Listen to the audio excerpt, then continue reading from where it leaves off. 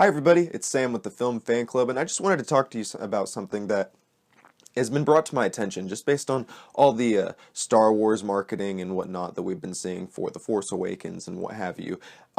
This is a video that's a little bit, it contains some spoilers for not only what I think will happen in The Force Awakens, but also what has happened in in the previous 6 Star Wars films. So if you don't want to know anything about the upcoming film, you might, I'll tell you whenever you can stop watching, because I'm going to cover the first 6 to start off. This is a video, and I'll get right to the chase right here.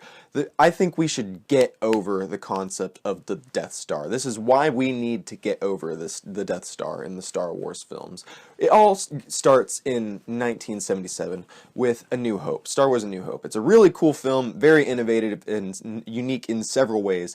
The film ends with Luke on a trench, going down, trying to fight off TIE fighters and shoot down into the Death Star to destroy it. Han shows up, helps him, Luke and him save the day. It's all great, very cool, never seen it before. Empire Strikes Back is a very unique, innovative sequel that takes our characters in new directions that we have never seen them before.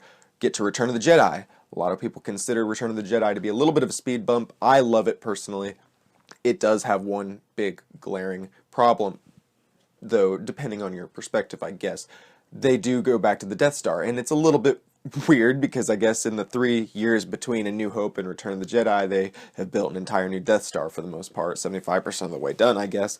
But it's Star Wars, it's okay. But even then, it was okay because it's kind of the fool me once, shame on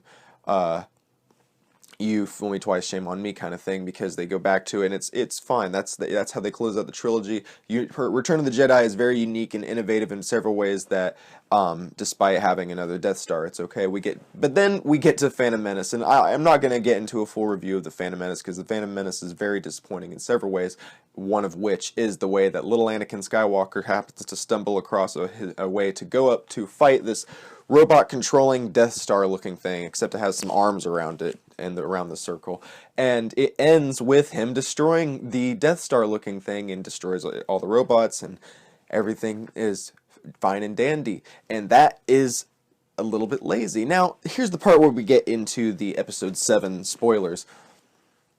So stop watching. I appreciate you joining me for this so far. But Episode 7 spoilers. J.J. Abrams talks about building a bigger, badder Death Star in Starkiller Base, which is this ice planet that they've hollowed out to turn into a super weapon that can destroy solar systems. And what does that sound a little bit like to you? It sounds like a Death Star. And so what that would make the first, second, third, that would make this the 4th Death Star-esque machine that we've had in Star Wars history, which I feel like, and let me preface it with this. I have been a huge fan of everything they've been doing with this 7th film. I love the fact that they're bringing back the original trilogy. The original trio, Han, Luke, and Leia. I love it. I love the fact that they are reinstating the Empire as the First Order. I like the fact that Kylo Ren is a Vader worshiper. I like the fact that we get stormtroopers again, TIE fighters again. I really like the Millennium Falcon coming back. I love all these old cues from the original trilogy. But one thing that I think is a little bit too far would be another Death Star. How many Death Stars are we going to have before we finally move on? It's a little bit lazy is what I'm trying to say, and I don't want to accuse J.J. Abrams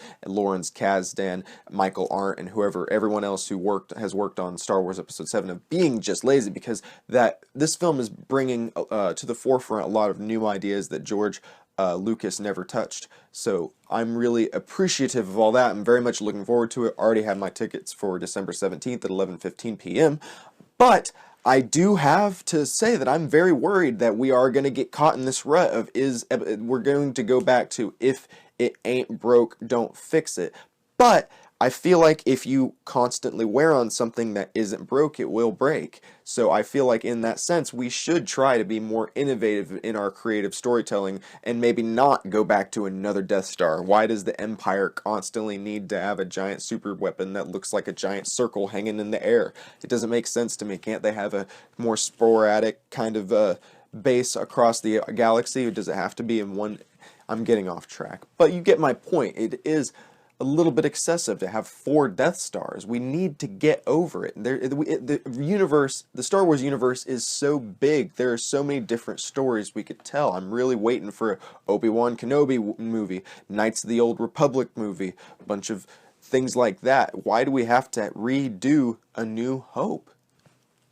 What do you guys think? Do you think I'm being crazy? Do you think I'm right? Do you think another Death Star is a little excessive, or do you think it's just what we need to get back on track to the original trilogy days? Let me know in the comments section below. You can follow me on the various social media sites at Samuel D. Carrico, and stay tuned for the Film Fan Club show. It's coming back. We'll see you soon. Thanks for joining me.